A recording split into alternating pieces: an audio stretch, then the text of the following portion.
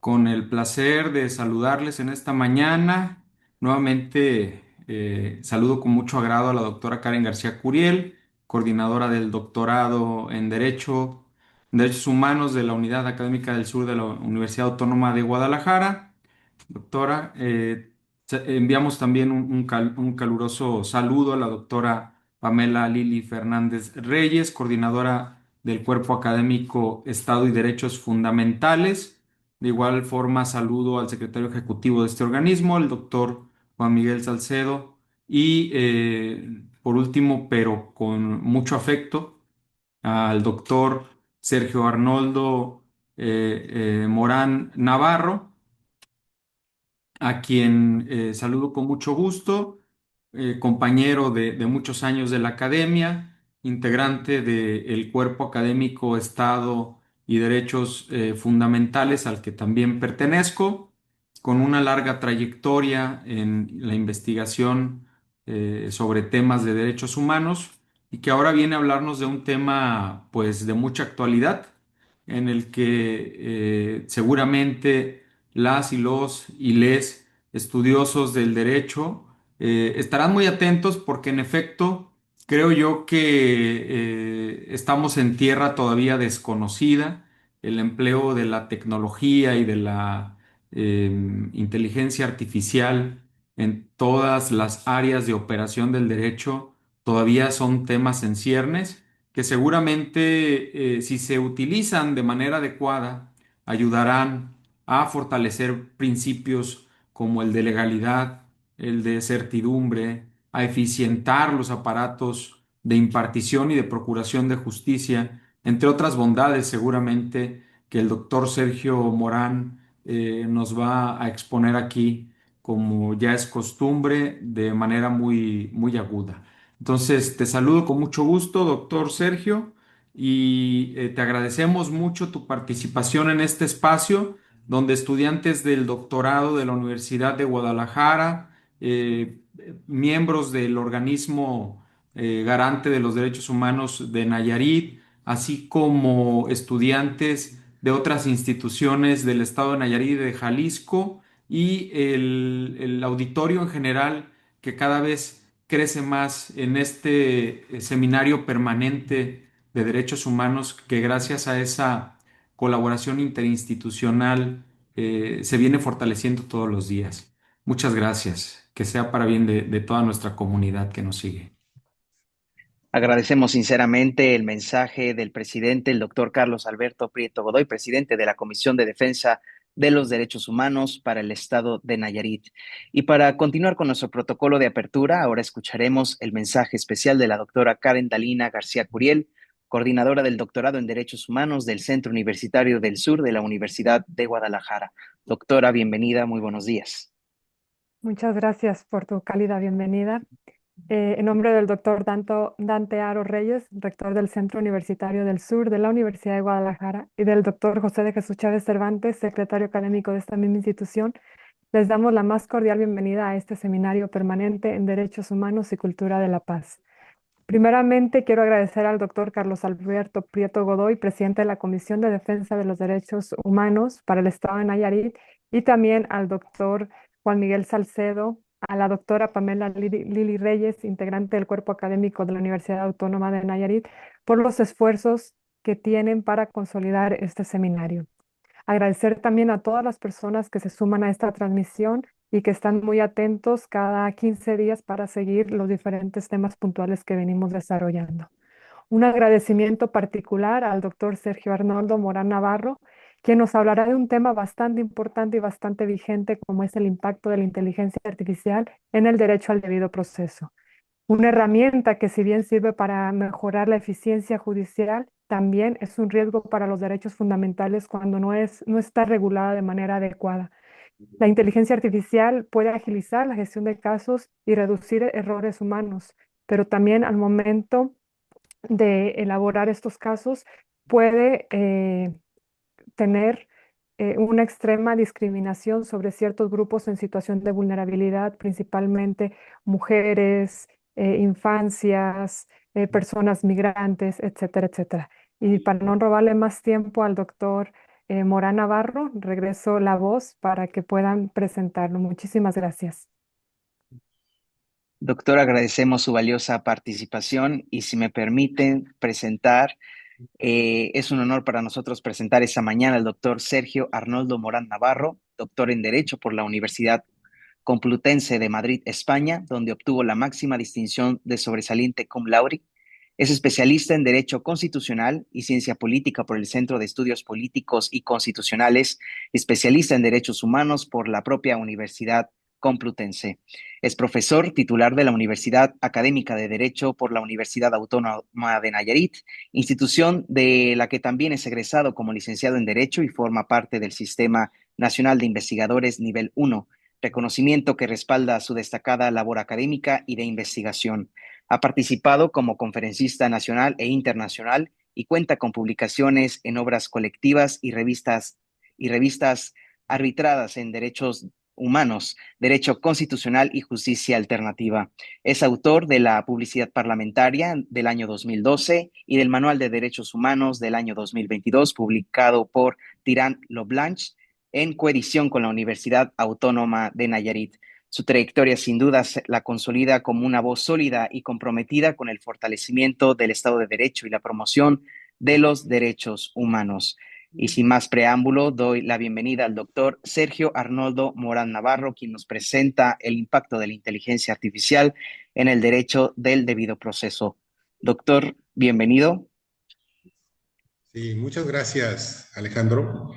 Quiero iniciar dando mi agradecimiento a la invitación que me hiciera a través del doctor Miguel Salcedo, el doctor Carlos Alberto Prieto Godoy, quien es el presidente de la Comisión de Derechos Humanos en el Estado de Nayarit, quien es un gran amigo, paisano, y hemos tenido una gran trayectoria colaborando desde prácticamente la adolescencia, ¿no?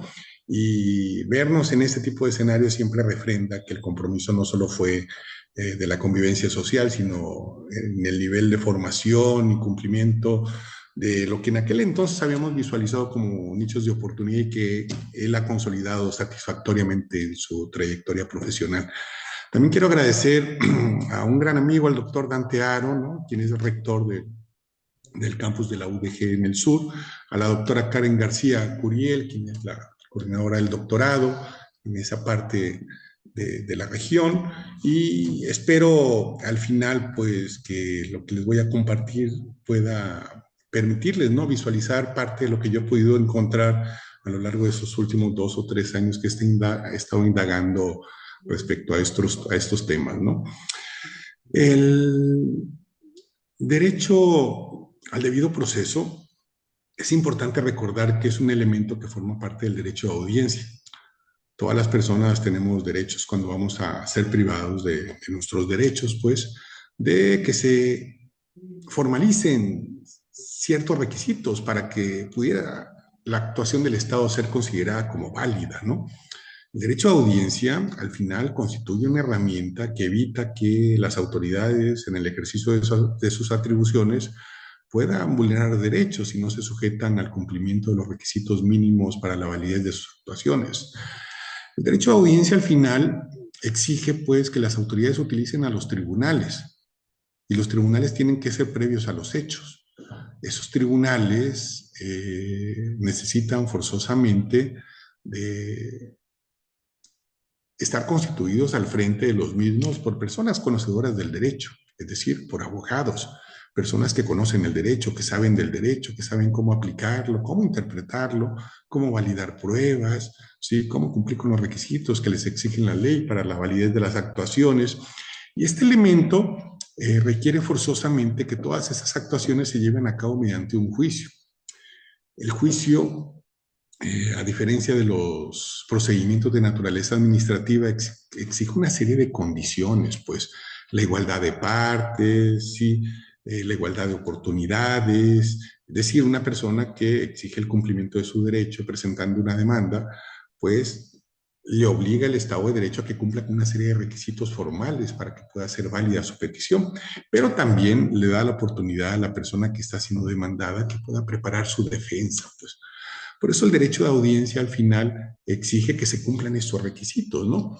Ahora, para que un requisito sea válido, o mejor dicho, para que un juicio sea válido en este derecho a audiencia, necesita cumplir con algo que conocemos nosotros en la doctrina como el derecho al debido proceso, y que en México también se le denomina como derecho al cumplimiento de las formalidades esenciales del procedimiento, porque así está descrito en el texto constitucional que regula este derecho. Adicional a estos elementos, podemos nosotros identificar uno más que habla que para resolver el conflicto se tienen que utilizar las leyes aprobadas por regla general con anterioridad a los hechos. Es decir, la persona debe tener el conocimiento de qué es lo que puede hacer, pues de qué es lo que tiene permitido hacer, así como también de tener pleno conocimiento de lo que va a tener prohibido llevar a cabo. Y esto garantiza pues que las personas sean conscientes, estén prácticamente en condiciones de garantizar el cumplimiento de sus derechos en el caso de que pueden llevar a cabo un acto privativo. Acuérdense que un acto privativo implica que la persona va a dejar de ostentar lo que tenga, ¿no? Una propiedad, ¿sí? O incluso su libertad, cuando llega a cometer hasta un delito, ¿no? Por eso, este derecho a audiencia exige, pues, una serie de requisitos que deberían de cumplir. Enunciado lo anterior, entonces, es importante adentrarnos a lo que es el derecho al debido proceso, pues, que es uno de los elementos, recordemos, del derecho a audiencia. El derecho al debido proceso en la doctrina, pues, se ha discutido ampliamente, pues, y lo normal es que una persona tiene que tener pleno conocimiento de que tiene un juicio en su contra. Es decir, para que una persona sea privada de algo, tanto la legislación prevista en materia procesal, para que sea válida, tiene que cumplir con una serie de requisitos. Y también las autoridades encargadas de llevar a cabo el procedimiento tienen que emitir las actuaciones acordando a cumplir con estos requisitos, pues, para poder determinar la validez de las actuaciones que van a llevar a cabo cuando quieren privar a una persona de algo, pues, ¿sí? Este primer requisito que en la doctrina se identifica como parte del derecho al debido proceso tiene que ver con el derecho a ser notificada, pues a la primera notificación, o también conocida en la doctrina como el emplazamiento en juicios de naturaleza de derecho de orden privado, pues civil o mercantil. Es decir, este emplazamiento sienta las bases de dónde se va a radicar el juicio, cuál va a ser el juez competente que va a conocer de la causa. E inclusive va a prever un plazo, un tiempo pues previsto para que la persona que está siendo demandada pueda preparar su defensa. Si eso lo enfocamos en los asuntos de derecho privado, ¿sí? Pues lo normal es que es un plazo siempre que la legislación va a contener como razonable, ¿no? Para que prepare su defensa. En materia penal es algo más complejo, ¿no? Porque al final en la materia penal en ocasiones hay delitos que ya en la doctrina ya no se identifican como graves, como estaban identificados anteriormente, y hoy en día se les denomina como delitos con prisión preventiva oficiosa. Esto implica que pues, no hay tal emplazamiento como lo veríamos, ¿no? Eso es complejo, ¿no? Porque al final una persona pues, se le detiene y ya estando detenida, pues se le hace comparecer a un juez. El plazo previsto en la Constitución, a lo que se le denomina como un periodo constitucional, exige que si es detenida ante el Ministerio Público, tiene un plazo de 48 horas para ponerlo a disposición de un juez o dejarlo en libertad, ¿sí? Si considera que no hay elementos para procesarlo. Y en el caso de que sea puesto directamente ante un juez por considerar que ya se expidió una orden de aprehensión, pues tiene plazo de 72 horas para pues, responder las acusaciones, ¿no? Con una serie de derechos que implica el reconocimiento de todos los derechos que tiene una persona imputada, ¿no?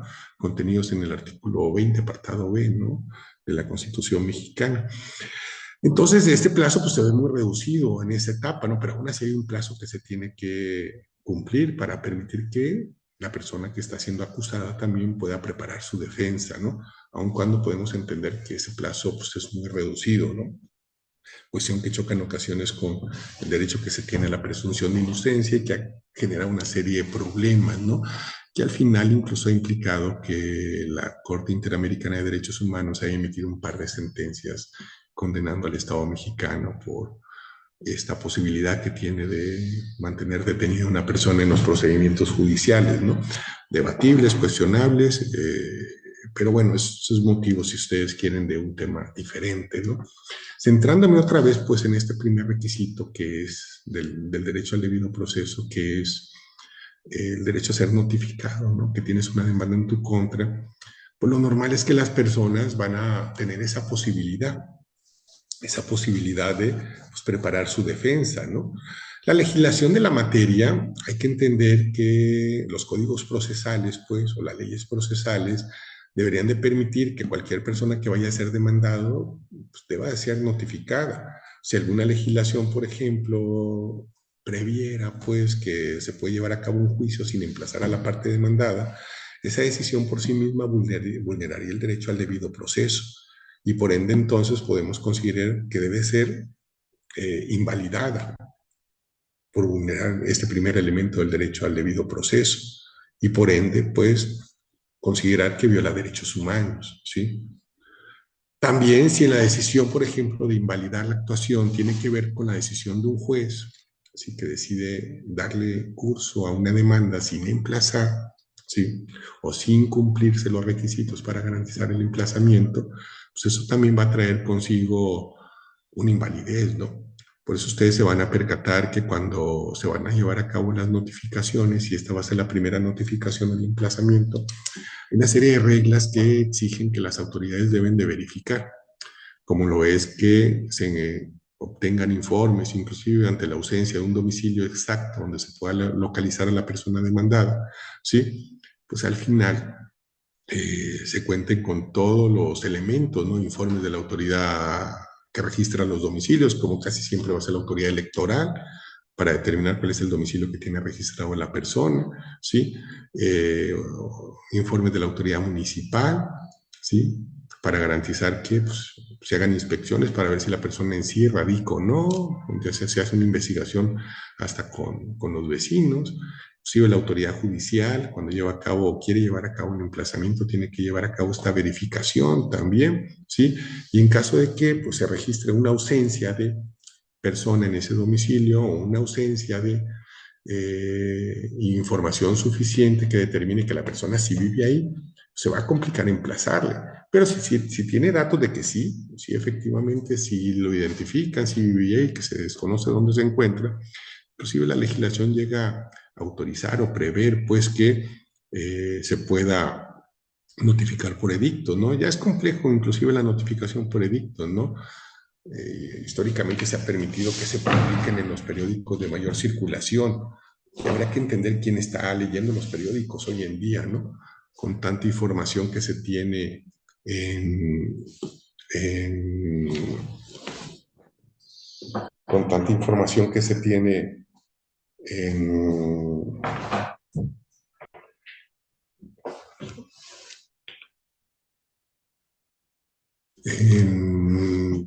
en las redes sociales hoy en día, es decir, los medios de comunicación que están utilizando actualmente las personas ha cambiado, pues si bien es cierto, en algún momento la prensa escrita constituyó la principal herramienta para que estuviéramos conectados o comunicados, esta situación se ha modificado, ¿no? Y habría que entender entonces la pertinencia de que sigan estas reglas, ¿no? ¿Cuál sería el medio más idóneo, ideal para poder llevar a cabo una comunicación? Que eso no se ha tocado todavía en la legislación que regula los códigos procesales, sigue regulada en los mismos términos, ¿no?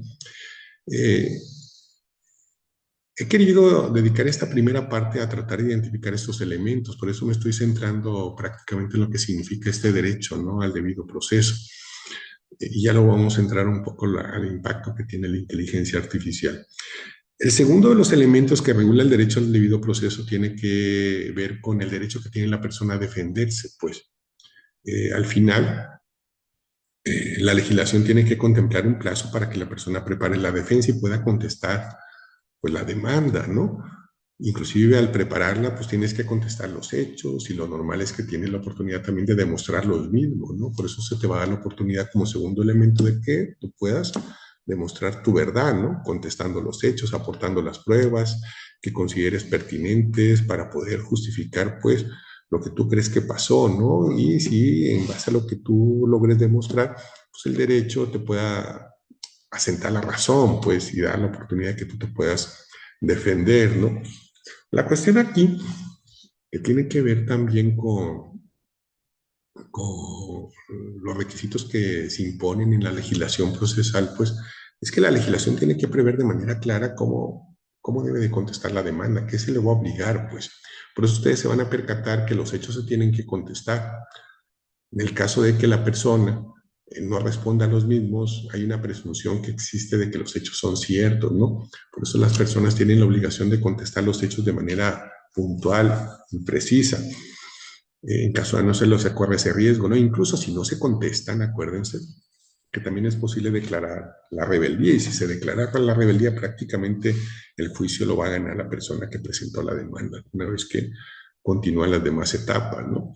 Pero bueno, eso estamos hablando de lo que la legislación obliga o exige, ¿no? Que se dé cumplimiento. Situación adicional tiene que ver con la decisión que tome el juez, ¿no? Porque el juez tiene una serie de obligaciones en base al cumplimiento de la ley que debe de cumplir. Esto quiere decir que el juez tiene que verificar que la persona respondió en el término previsto en la ley, pues, para considerar que contestó en tiempo, ¿no?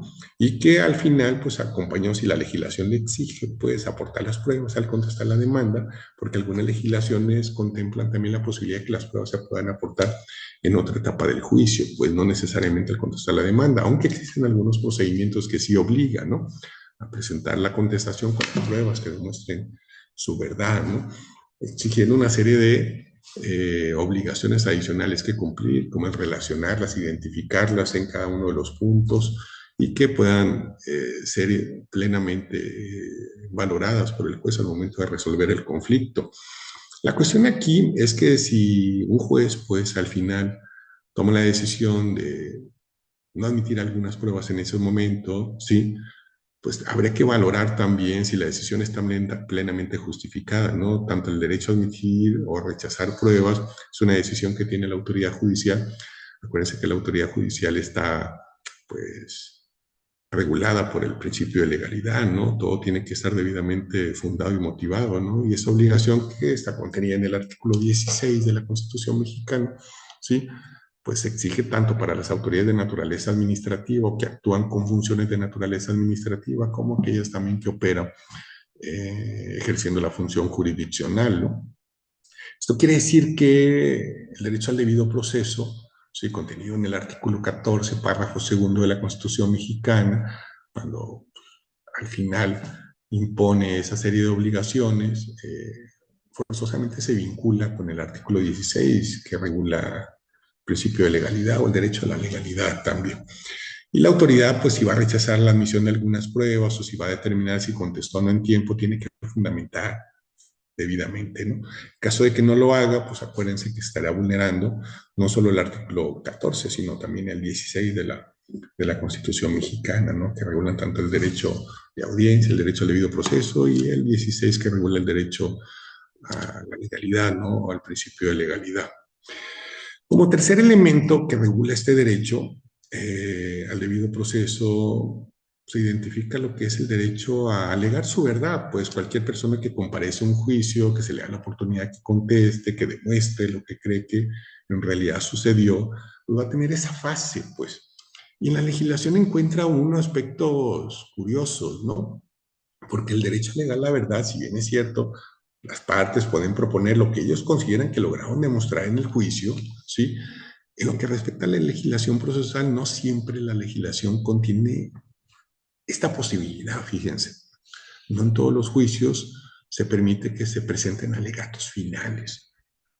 Si bien es cierto, algunos sí lo permiten, aquellos que no lo hacen o que la legislación no lo contempla, están afectando expresamente ya el derecho al debido proceso, porque es uno de los elementos del derecho al debido proceso. Puede o no tener razón la parte en los alegatos que presente. Puede que inclusive sean tomados en cuenta no por el juzgador al momento de resolver el conflicto, pero pues es el derecho que tiene. Tú puedes tomarlos en cuenta o no. Creo que la relevancia de este tercer elemento del derecho al debido proceso radica en que la persona pues comparte con el juzgador la versión de lo que cree que pasó el análisis de las pruebas que cree que le dan la razón, si es que cree que la tiene, y al final determinar, pues, cómo se debe resolver el asunto, ¿sí? No obliga necesariamente a que el juzgador resuelva como lo piensa cualquiera de las partes en un juicio, pero es el derecho que tiene. Y eso se da no solo en las cuestiones que se tienen que resolver en el juicio principal, ¿no? Sino que inclusive debería ser parte de los elementos, que es ahí donde más deficiencia encuentra uno en la legislación, en los incidentes, pues, es decir, en aquellas etapas procesales también que se llevan a cabo en los juicios y que al final permiten que se resuelvan con alguna anticipación, ¿no? Como aquellos que son incidentes de previo y especial pronunciamiento, ¿no? Identificados en la legislación. Y en esto no siempre se prevé esa posibilidad. Digo, la legislación está invalidando un elemento del derecho al debido proceso, lo cual la convertiría en inconstitucional, sí, por ser violatoria al derecho al debido proceso. Pero también es si las partes lo hacen sin que la legislación lo contempla, en ocasiones nosotros vemos que la autoridad está muy acostumbrada a cumplir con el principio de legalidad, es decir, ellos dicen, pues la legislación no te lo permite, no te lo toma en cuenta, es más como si no lo hubieras presentado, ¿sí? Y no todos los jueces tienen esa visión enfocada por Ferraioli, ¿no? De ser el juez Hércules, ¿no? Que pretende garantizar derechos, ¿no? Sobre cualquier decisión de la autoridad, ¿no? Que pretenda vulnerar los mismos, ¿no? Casi siempre, pues, dejan que esas decisiones, pues, que tienen que ver con el cumplimiento de los derechos, las resuelvan las instancias superiores, ¿no? Que son las encargadas de velar por la constitucionalidad de las decisiones de los órganos jurisdiccionales, ¿no? Sobre todo aquellas que tienen que ver con el Poder Judicial Federal, ¿no? A través del mecanismo tradicional que por excelencia se tiene en este país, ¿no? Como es el derecho que se tiene de pedir que te protejan a través del juicio de amparo, pues, sí, que en algún momento, pues, era un juicio que protegía solo los derechos de la Constitución, perdón, solo los derechos de la Constitución mexicana, y hoy en día también debe tomar en cuenta los derechos contenidos en los tratados internacionales, ¿no? A raíz de la reforma del 10 de junio del año 2011. Pero bueno, entonces esta cuestión del tercer elemento ya vimos, ya he dejado ahí enunciado, pues que es una obligación que tiene la legislación procesal de cumplir, pero también tiene la obligación el juzgador de tomar en cuenta si se quiere garantizar el derecho al debido proceso. Pues en la doctrina, fíjense, algunos autores han centrado solo un cuarto elemento del derecho al debido proceso, que tiene que ver con el derecho que se tiene a que si vas a ser privado de tus derechos, ¿sí? Al final se haga mediante una sentencia. Esto exige, pues, que la decisión que te va a privar de algo no puede ser un acuerdo de trámite, pues, no puede ser una decisión que en un oficio te digan, pues, perdiste y se acabó, ¿no? O que el demandante obtuvo sus pretensiones, pues, ¿sí? Que va a tener una sentencia favorable. La sentencia es un elemento técnico, jurídico, que exige un análisis riguroso, pues, de todo lo que sucedió en un juicio, ¿no? Obliga no solo a centrar la litis, la competencia, ¿sí? Y la validez de las actuaciones de las autoridades judiciales, ¿no? Jurisdiccionales, según sea el caso, sino que tiene que ver también con identificar la personalidad de las partes, ¿sí? Identifica las pretensiones y excepciones, ¿sí? Así como los hechos controvertidos, el análisis de las pruebas, cuáles se utilizaron para validar cada uno de los hechos, qué fue lo que se pudo demostrar, ¿sí? Y a la vez, pues, analizar el derecho que tiene que ver con la resolución del conflicto, ¿no? Esto quiere decir que por eso, como parte del derecho al debido proceso, pues al ser parte del derecho a audiencia, exige que sean los abogados los que estén al frente como conocedores de la norma jurídica, ¿no? Y al final, pues se exija pues que la sentencia pues resuelva la litis, pues, es decir, resuelva todos y cada uno de los elementos que estuvieron en conflicto, ¿no? Y determine pues cuál de las partes fue quien tuvo la razón, ¿no? Quien pudo demostrar su verdad. Y creo que con ello, por eso una doctrina en ocasiones se centra, algunos autores, en que con esos cuatro elementos es suficiente para determinar ya pues la validez de la decisión para que cumpla con el derecho al debido proceso. El problema es que las sentencias son elaboradas por seres humanos, pues. Y al ser nosotros seres humanos debemos de ser conscientes que pues, el error es parte de la naturaleza del ser humano, pues. Si bien es cierto, el ser humano busca la perfección, pues lo normal es que se puede equivocar, ¿no? Nos podemos equivocar todos, sin excepción alguna, ¿no? Y la doctrina se ha aceptado, pues, un quinto elemento del derecho al debido proceso que tiene que ver con ese derecho que tiene la persona que no obtuvo sus pretensiones, ¿sí? O lo solicitó en un juicio, o no se hicieron valer sus excepciones, a pedirte que la sentencia sea revisada, pues. Y esta cuestión en el Estado mexicano había estado más o menos resuelta, ¿no? Con algunas cuestiones que sí generaban alguna incertidumbre, ¿no? Como eran las decisiones que inclusive como máximo tribunal adopta la Suprema Corte de Justicia de la Nación, pues, y que a pesar de que esta reforma que reformuló, pues, la integración del Poder Judicial Federal, creo que no está exenta de que se pueda seguir manteniendo este mismo esquema que no garantiza el derecho al debido proceso. Y lo voy a describir tal cual, ¿eh? Tiene que ver con la competencia que tiene pues la Suprema Corte de Justicia de la Nación de resolver de manera unistancial pues las controversias constitucionales y las acciones de inconstitucionalidad. Esto implica que con anterioridad pues había dos salas, acuérdense que hoy en día solo funcionan en pleno, y las salas pues cuando resolvían, al final lo que decidían pues quedaba como cosa juzgada, pues es decir, no existía la posibilidad de que se pudiera revisar la decisión. Pero decía uno con anterioridad, pero está el pleno, ¿no? Si tú te quieres inconformar, pues bien valdría la pena pedirle al pleno que revise, ¿no? Al final el esquema de las salas se hacía con la finalidad posiblemente de garantizar el análisis de los asuntos y dar cierta agilidad a la solución de los mismos, ¿no?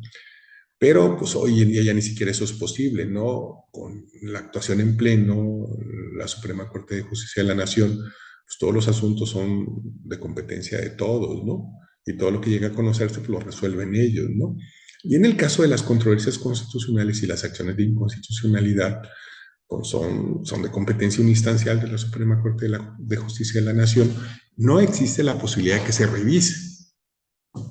Esto implica entonces de que, como parte del derecho al debido proceso, a pedir que se revise la decisión judicial, pues estamos exentos pues, de que esto pueda pasar, ¿no? Uno espera que la decisión o el precedente pues, que emita el Poder Judicial de la Federación a través de la Suprema Corte de Justicia de la Nación en estos casos sea el adecuado, el pertinente o el que genere el precedente que requiere el Estado de Derecho, ¿no? Para garantizar la validez y vigencia de los derechos y con ello el refrendo del cumplimiento del Estado de Derecho.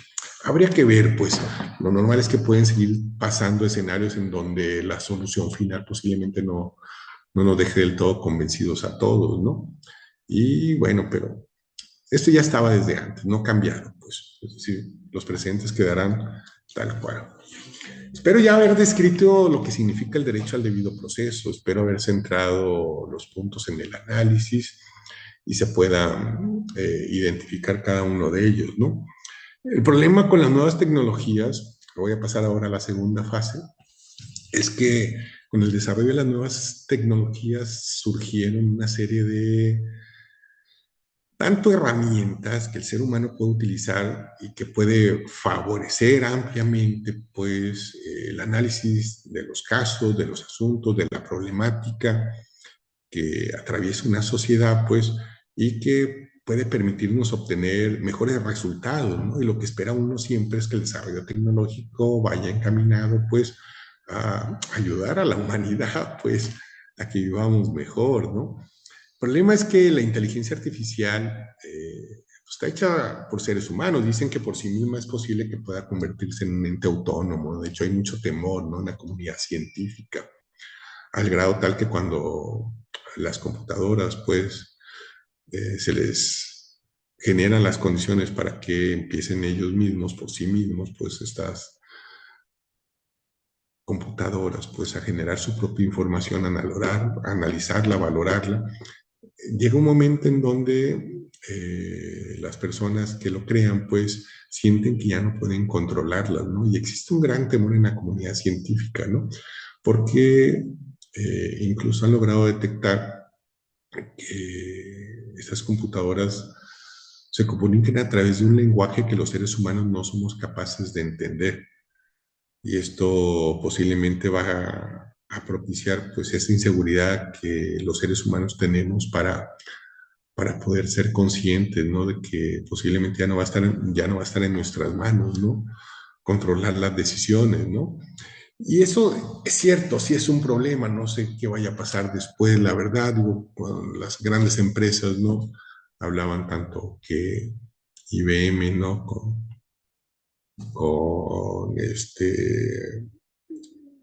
Mars, ¿quién fue el Bill Gates era, me parece, y luego también le pasó a la empresa de Apple también, que llegaron a desconectar los servidores que manejaban información porque sentían que ya no eran capaces, pues, de conocer cómo estaban evolucionando y había ese temor, pues. Esto quiere decir entonces que el ser humano se sigue convirtiendo en el ente que debe de controlar, pues, la información que se maneja a través del uso de las nuevas tecnologías. Y en ese esquema, habría que entender que el ser humano es un ser, pues, la concepción de Hobbes, pues, que decía que el ser humano era el hombre del hombre, pues, que es capaz de destruir a los demás con tal de satisfacer su ego, sus intereses, sus fines, ¿sí? Su obra Leviatán, ¿no? Pues entonces, ese temor deberemos de tenerlo presente, pues, y la inteligencia artificial, si es una herramienta, es cierto, creada por los seres humanos, controlada todavía por los seres humanos, pues entonces quiere decir que la inteligencia artificial se puede sesgar. Esto implica entonces que la inteligencia artificial se puede manipular. Y si se manipula, entonces va a ser difícil que nosotros podamos acceder a toda la información que existe sobre los temas que podemos analizar como primer elemento. Pues la inteligencia artificial es cierto, pero puede permitir concentrar la información que queramos, identificar aquella que puede ser relevante y al final, pues incluso, ¿sí? Eh, sesgarnos los resultados. Y ese es un gran problema, pues no existen garantías, pues, o condiciones para verificar, comprobar, validar que los resultados que vamos a obtener a través del uso de la inteligencia artificial sea la adecuada, ¿no? Inclusive, Chomsky llega a identificar un problema adicional, ¿no? Que dice que en ninguna otra etapa de la historia de la humanidad se ha logrado apropiar tanto el conocimiento que los seres humanos hemos logrado, ¿no? Hoy en día con la inteligencia artificial prácticamente te arroja los resultados sin la necesidad de identificar las fuentes, ¿no? Y los seres humanos que hacen las consultas lo hacen dando por válido, por cierto, los resultados, ¿no? Sin someterlos a la duda, pues, de los mismos, ¿no? Cuestiones que a nivel del trabajo científico, pues, a lo mejor obtienen con mayor facilidad y rapidez datos que posiblemente en una investigación que haga cualquier persona requiere meses, incluso años, ¿no?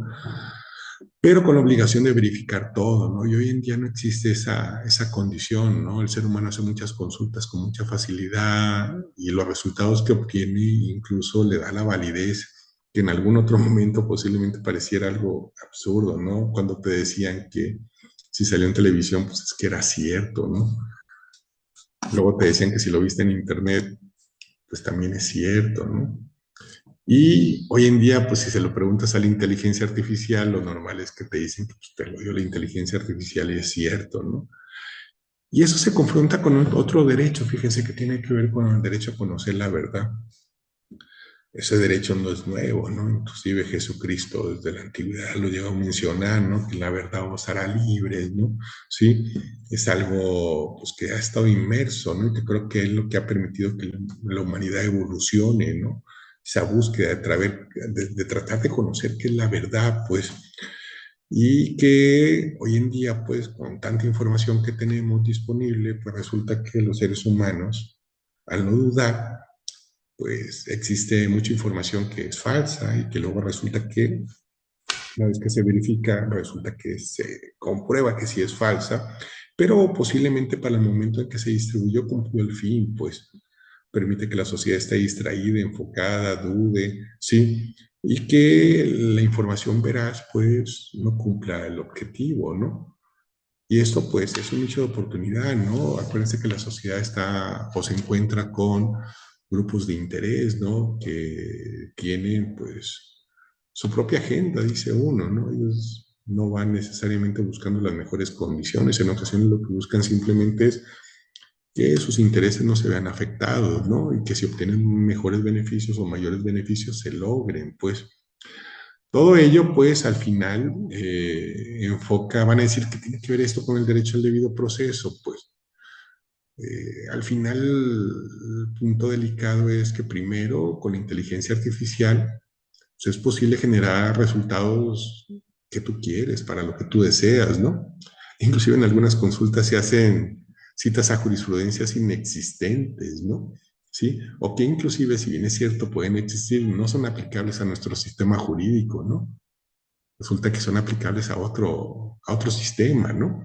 Y en ocasiones la inteligencia artificial te los arroja como que si fueran los válidos y permitidos, ¿no? ¿Sí?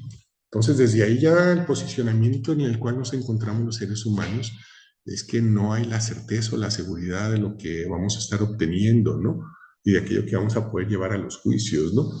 Inclusive, eh, los resultados les decía que nos arroja la inteligencia artificial, ni siquiera te cita la fuente. Tú se lo puedes pedir, pero si se lo pides te va a arrojar en los que tú le pidas, ¿sí? Si tú le pides un margen mayor de análisis, a lo mejor también te lo identifica, pero no hay la certeza, eso es lo primero, ¿no? Luego hay un problema más delicado, ¿no? Con el debido proceso, ¿no? Que inclusive ha derivado en cuestiones que tienen que ver con que ya hay personas queriendo ir registrar su imagen, su voz, como parte de la propiedad intelectual. No habría necesidad de que registremos eso para que se considere que es parte de nuestra propiedad intelectual. Digo, bastaría solo con que pues, se verificara que es algo falso, ¿no? Se han utilizado innumerables ocasiones imágenes de figuras públicas hablando de cosas que resultan falsas, ¿sí? Es decir, se ha suplantado con mucha facilidad la identidad de las personas. Hoy en día es posible manipular no solo su voz, sino también su imagen, ¿sí? E inclusive hacerla ver como que estamos actualmente hablando, ¿sí? Sin que sea necesariamente el interlocutor con el que quiera uno llevar a cabo, ¿no? Con la inteligencia artificial y las nuevas tecnologías, pues, inclusive es posible llevar a cabo, celebrar juicios en línea, ¿sí? Estamos hablando de la validez de las actuaciones, ¿sí? En donde la interacción va a ser posible que pues, la podamos celebrar de manera virtual a pesar de estar todos en diferentes lugares, como hoy en día lo estamos en estos momentos, ¿no? En este seminario, ¿no? Y que al final, pues, simplifica la interacción que tengamos. Pero hasta qué punto podemos considerar que este tipo de actuaciones en donde podemos reflejar pues que lo que está pasando pues es algo, yo lo vi, vamos a decir, sí estuvo, ahí estuvo. ¿Hasta qué punto es posible que sea la persona que se dice que es, ¿sí? El que está haciendo lo que está haciendo? Y que inclusive eso va a tener validez en un juicio, imagínense, lo cual es todavía más delicado, donde ni siquiera ya necesitas utilizar, no sé, lo que anteriormente a lo mejor se hacía para hacerlos veraces, ¿no? Como era pues, la implantación de máscaras, ¿no? O hasta la similitud en el tono de la voz o las expresiones, ¿no? Es decir, todo ello es algo complejo, ¿no? Que va a dificultar la realidad en la cual vamos a actuar los seres humanos, ¿no? Porque en un primer momento la dificultad es de la información, pues de la veracidad de la información y de la validez que va a tener la misma en los juicios, que es lo que debe ser una preocupación generalizada que vamos a tener todos, ¿no? La segunda cuestión tiene que ver ya con aspectos que tienen que ver con la imagen, la voz, la suplantación de identidad, ¿sí? Y lo que puede llevar a cabo la implicación de un juicio, ¿no? Hasta qué punto, por ejemplo, un testigo que consideramos presencial que llevas a un juicio resulta que sí es o no es, porque inclusive habrá elementos que a lo mejor impidan que comparezca de manera presencial y que se autorice que de manera virtual lo haga. ¿Hasta qué punto podemos inclusive darle validez a este tipo de actuaciones cuando al final posiblemente pues, no va a haber garantía de que tengamos la certeza de que quien esté reflejándose sea quien sea, exista la posibilidad de ser verificada, ¿no? Porque el ser humano al final, acuérdense que en su naturaleza, pues, es un ser sujeto a muchas eventuales decisiones que pueden afectar su comportamiento ético, profesional, y que en ocasiones, pues, si se presta ese tipo de elementos, pues lo normal es que va a distorsionar la verdad. Y al final algo que se busca con los juicios, ¿no? De transparentarlos, de hacerlos accesibles y que al final se obtengan los resultados deseados, pues, de manera objetiva y profesional, ¿sí? Pues se puede haber afectado por ese tipo de cuestiones que van a pues, complicar la veracidad y validez de la misma, ¿no? Y con ello, pues no se diga de otro derecho, ¿no? De la justicia, porque a lo mejor una decisión cuando se emite por sí mismo no va a ser trascendental, ¿no? El problema es si luego llega a salir que quien dice que se decía que era, pues resulta que no era quien dijo lo que dijo, ¿no? Y hasta qué punto, pues puede llegar incluso a poner en crisis al sistema judicial, pues. Es decir, adelantándonos un poco al futuro inminente que tenemos, habría que checar desde qué perspectiva no va a ser posible que nosotros podamos, pues, limitar el grado de exposición que tienen las instituciones para resolver los conflictos y con ello para garantizar las bases bajo las cuales se han estado resolviendo los conflictos en los cuales nos vemos inmersos los seres humanos, ¿no? Creo que con esto conviene cerrar mi participación, mi intervención. No sé si me estoy ajustando al tiempo, me excedí. Creo que utilicé lo más razonable posible para exponer tanto esa primera parte como esta segunda parte que lo complementa, pues los escenarios que tienen que ver con ese impacto que tiene la inteligencia artificial con el derecho al debido proceso y que creo que hoy en día debe ser un elemento que nos debe de preocupar a todos, ¿no? No siempre el desarrollo tecnológico trae necesariamente esa tranquilidad y expectativa de que las cosas van a realizarse de manera mejor, ¿sí? Y con mayor seguridad para todos. En ocasiones también nos exponen a escenarios nuevos y el adecuarlos, pues, y sustentar las bases va a ser una tarea que posiblemente requiera de tiempo. Será cuanto en mi participación. Les agradezco el que me hayan invitado. Extendemos nuestro más profundo agradecimiento y reconocimiento al doctor Sergio Arnoldo Morán Navarro por su destacada participación y por brindarnos una exposición tan lúcida y oportuna en el marco de este seminario permanente en Derechos Humanos y Cultura de la Paz. En este momento abrimos el espacio de diálogo para propiciar el intercambio de ideas con nuestro ponente. Los invitamos a compartir sus reflexiones, preguntas o comentarios a través del chat o bien levantando la mano virtual para participar de manera directa. Asimismo, también les recordamos que el enlace para formalizar su registro de participación estará disponible en el chat. Vamos a dar unos pequeños momentos para que puedan hacer sus preguntas. Voy a dar lectura a la primera pregunta que nos llega, doctor. Dice, si los jueces comienzan a usar inteligencia artificial para tomar decisiones, ¿cómo podemos asegurarnos de que las personas entiendan que se tomó esa decisión y que su derecho a defenderse no se vea afectado? Sí, gracias. Miren, creo que una de las ventajas que tiene uno con la inteligencia artificial es que como son programas informáticos, quien utiliza inteligencia artificial, hay programas previstos para ver de cuál inteligencia artificial tú obtuviste lo que obtuviste. Es decir, es muy difícil pues que tú puedas obtener un resultado de la inteligencia artificial y que no sea perceptible, porque ya hay programas que lo contienen y que inclusive les digo que se está utilizando mucho para verificar el uso de esas herramientas en los trabajos científicos que se quieren divulgar y difundir.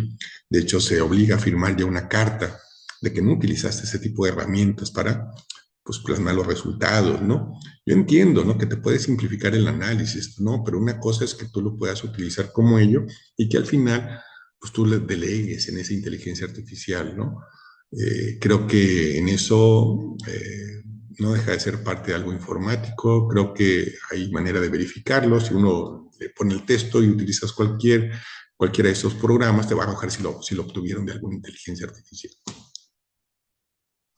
Gracias, doctor. También nos hacen llegar otra pregunta. Dice, ¿existe el riesgo de que la inteligencia artificial en la justicia repita prejuicios o aumenten las desigualdades sociales? ¿Y qué debemos hacer para proteger los derechos de todas las personas? Y el problema, les decía al inicio, que con inteligencia artificial es que se puede seguir sesgando, ¿no? Y los resultados que se obtengan pueden ser ampliamente discriminatorios, ¿no? Incluso en el sistema estadounidense se está utilizando la inteligencia artificial para valorar perfiles, ¿no? De las personas que llegan a cometer delitos y determinar en sí, pues, eh, las medidas que debería de dictar, ¿no? Y esas herramientas sí están sesgadas, ¿no? Por ejemplo, si son en zonas de conflicto, las personas tienen registrado su domicilio, en esas zonas que registran un alto índice de violencia, delincuencia, pues las personas van a aparecer con ese sesgo, ¿no?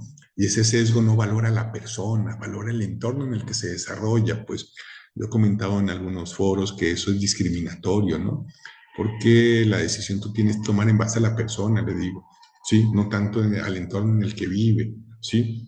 Porque las decisiones son personalísimas, tienen que ver con la persona que va a ser sujeta a la medida, no tanto con el entorno, ¿no? ¿Sí? Entonces, digo, el hecho de que pase en una zona de escasa delincuencia no te garantiza que la persona deje de ser delincuente, ¿sí? Es decir, si la persona teniendo todas las condiciones favorables llegó a delinquir, pues debe ser un sujeto todavía más peligroso, ¿no? Si lo quieres tomar de manera individual, pero aún así también tampoco puedes sesgarlo, ¿no? Por eso el análisis debe ser muy individualizado, ¿no? Y creo que el delegar ese tipo de decisiones en las máquinas, pues va a propiciar que los algoritmos, pues que te arrojen inclusive los resultados hoy en día en la consulta de la información que utilizas a través de los medios de comunicación, pues al final puede existir ese sesgo, ¿no? Porque se privilegia, tanto para beneficiar como para perjudicar. Y creo que es el gran riesgo que tenemos, ¿no? Sí. Muchas gracias. Vamos, si no hay más preguntas, eh, queremos agradecer pues sinceramente las aportaciones y reflexiones compartidas en este espacio de diálogo, los cuales enriquecen y fortalecen el propósito de este seminario. Y concluida esta etapa, yo le pregunto de nuevo, doctor, si desea agregar algo más para finalizar su exposición. Sí, conviene entender que el desarrollo tecnológico ha permitido que los seres humanos alcancemos expectativas no esperadas en cualquiera de las otras etapas que nos hemos encontrado en la historia de la humanidad, a través del desarrollo desde que se inventó la electricidad, ¿sí? La informática y luego la comunicación a través del desarrollo de las tecnologías como el Internet, pues ha permitido que sea más simple y sencillo acceder a la información que en cualquiera de las otras etapas de la humanidad, pues, ¿sí? El gran problema es que creo que como humanidad no hemos encontrado el nivel de conciencia, ¿no? Que permita entender que siempre que vivamos mejor, pues las condiciones para evolucionar serán mejores para todos, ¿no? Siguen existiendo grupos de interés, ¿no? Que no quieren perder sus privilegios y con ellos pues se inmersan en una serie de campañas desinformativas, ¿no?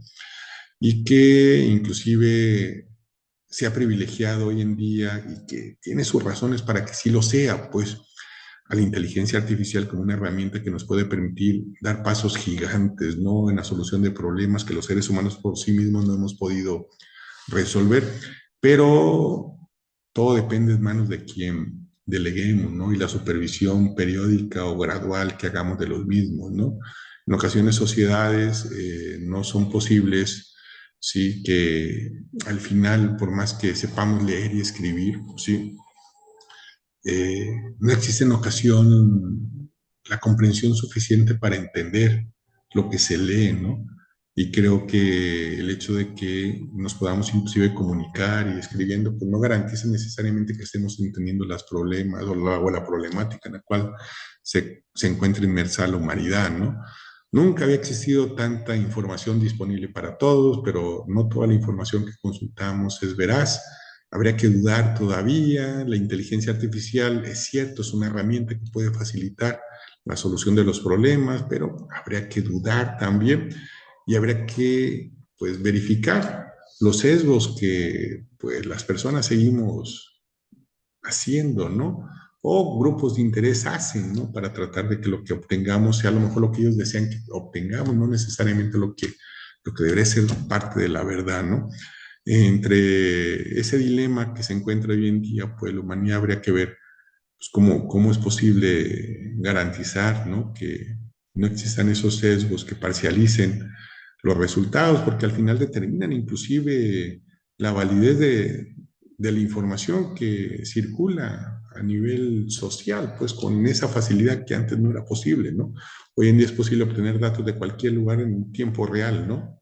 Sin que necesariamente eh, sea la verdad, ¿no? Entonces habría que ser cautelosos, ¿no? Prudentes y tratar de que los resultados que vayamos obteniendo, pues, tengan el respaldo científico, ¿no? Creo que es la obligación que necesitamos, que sean validados, ¿no?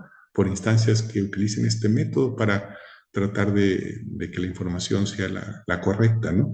Y evitar tomar decisiones sin que necesariamente estén sesgadas, porque al final los resultados pueden ser erróneos o equivocados, ¿no? Les agradezco la invitación, la verdad, espero que haya sido de su agrado esta pequeña charla.